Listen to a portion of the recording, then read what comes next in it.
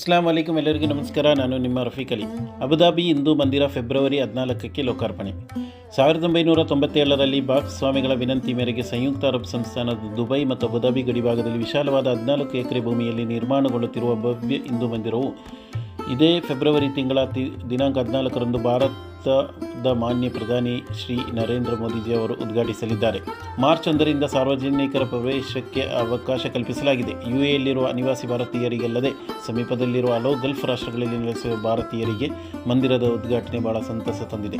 ಈ ಮೊದಲು ಮಾಜಿ ದುಬೈ ದೊರೆ ಶೇಖ್ ರಶೀದ್ ಬಿನ್ ಝಯೀದ್ ಅಲ್ ಮಕ್ತೂಮ್ ಅವರ ಆಡಳಿತ ಕಾಲದಿಂದಲೇ ಅರ್ಥಾತ್ 1958ರಿಂದಲೇ ದುಬೈಯಲ್ಲಿ ಹಿಂದೂ ಮಂದಿರವಿದ್ದು, ಇತ್ತೀಚೆಗೆ ಈ ಮಂದಿರವು ದುಬೈಯ ಜಬಲ್ ಅಲಿಯಲ್ಲಿ ಹೊಸದಾಗಿ 2020ರಲ್ಲಿ ಹೊಸದಾಗಿ ನಿರ್ಮಾಣಗೊಂಡು ಕಾರ್ಯನಿರ್ವಹಿಸುತ್ತಿರುವ ಮಂದಿರಕ್ಕೆ ವರ್ಗಾವಣೆಯಾಗಿದೆ. ಇದೇ ಸ್ಥಳದಲ್ಲಿ ಸಿಖ್ಖರ ಗುರುದ್ವಾರ ಮತ್ತು ಕ್ರೈಸ್ತ ಬಾಂಧವರ ಚರ್ಚ್ ಸಹ ಕಾಣಸಿಗಬಹುದು.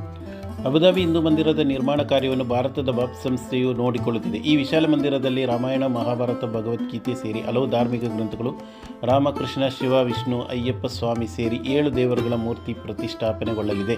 ಈ ಮಂದಿರವನ್ನು ಭಾರತದಿಂದ ಆಗಮಿಸಿ 2000ಕ್ಕೂ ಹೆಚ್ಚಿನ ಕರಕುಶಲ ಶಿಲ್ಪಿಗಳು 25,000ಕ್ಕಿಂತಲೂ ಹೆಚ್ಚು ಕಲ್ಲಿನ ತುಂಡಿನಿಂದ ನಿರ್ಮಿಸುತ್ತಿದ್ದಾರೆ. ಈ ಮಂದಿರದಲ್ಲಿ 2 ಗುಮ್ಮಟ ಮತ್ತು 7 ಗೋಪುರಗಳಿದ್ದು, ಗೋಪುರಗಳು ಸಂಯುಕ್ತ ಅರಬ್ ಸಂಸ್ಥಾನದ 7 ಎಮಿರೇಟ್ಸ್ ಅಂದರೆ ಯುಎಇಯ 7 ರಾಜ್ಯವನ್ನು ಸೂಚಿಸುತ್ತದೆ.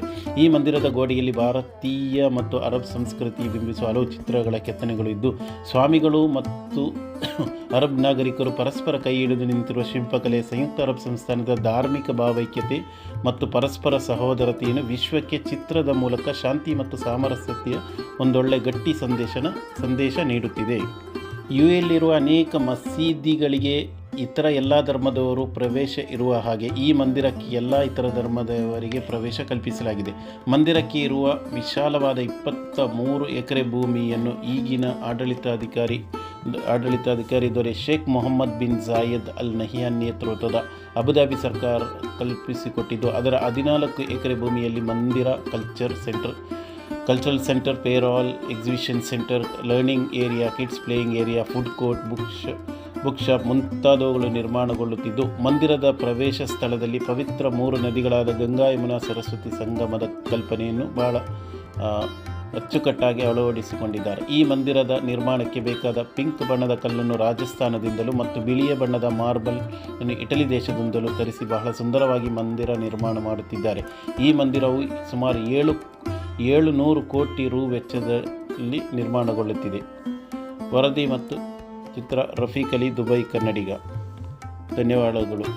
ಎಲ್ಲರಿಗೂ ಶುಭವಾಗಲಿ. ಜೈ ಹಿಂದ್, ಜೈ ಕರ್ನಾಟಕ, ಜೈ ಇಮಾರತ್.